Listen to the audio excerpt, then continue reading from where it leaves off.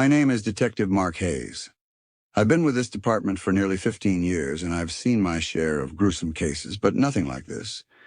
We're dealing with a serial killer who's taken 5 lives so far. 5 campers who ventured into those woods on the outskirts of the town, completely unaware that something was stalking them. It started last summer. The first victim was a lone hiker, a tourist from Seattle. We thought it was an accident at first, a fall maybe.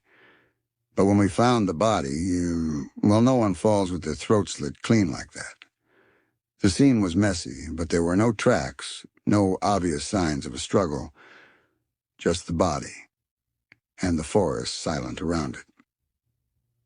Then came the couple, out-of-towners again, on a weekend camping trip. They were found 2 weeks later, deep in the forest, after they didn't return to their hotel. Same method, throats cut, bodies left like trophies. But there was something different this time. A small, carved wooden figure left at the scene, hidden under a pile of leaves. A crude carving of a man, almost like a voodoo doll. It wasn't random. By the time the 4th and 5th bodies were discovered, both hikers, the panic had started to set in. But even with all the talk, the rumors, we still don't have a solid lead. Whoever this guy is, he knows the woods better than anyone.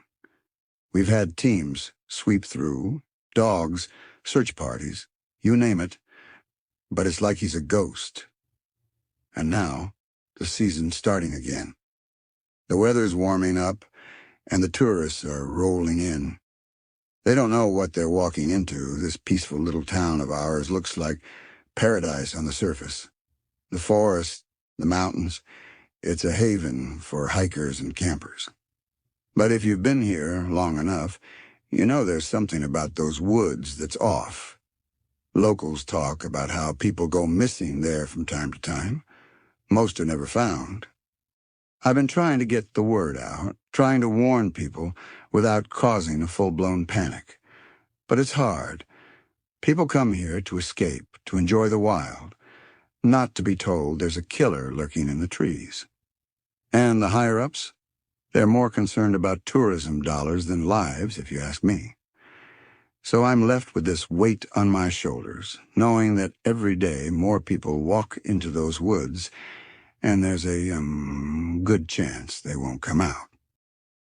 I can't shake the feeling that he's watching, even now. That he knows we're hunting him, but doesn't care. He's comfortable in that forest, like it's his domain. And when the sun sets and the fog rolls in over the trees, it feels like we're not the ones hunting him, he's hunting us. The thought keeps me awake at night. I've spent hours staring at maps of the forest, trying to anticipate where he might strike next, but it's useless. He doesn't have a pattern, at least not one we can see. It's like he picks his victims at random. Sometimes they're on well-marked trails, other times they're in the middle of nowhere. How does he find them? How does he always know when to strike? I've started wondering if he's one of us. Someone from town, someone who knows the forest inside and out. A man who blends in, who no one would ever suspect. Maybe he's a guide or one of the guys who rents out cabins to the tourists. For all I know, I've shaken his hand at the local bar. The idea of it chills me to the bone. What's worse, though, is knowing that the town is turning a blind eye. The mayor doesn't want to scare away business, so he keeps pushing me to downplay the situation. It's just a few isolated incidents, he says. We can't afford bad press, Mark. But I know better.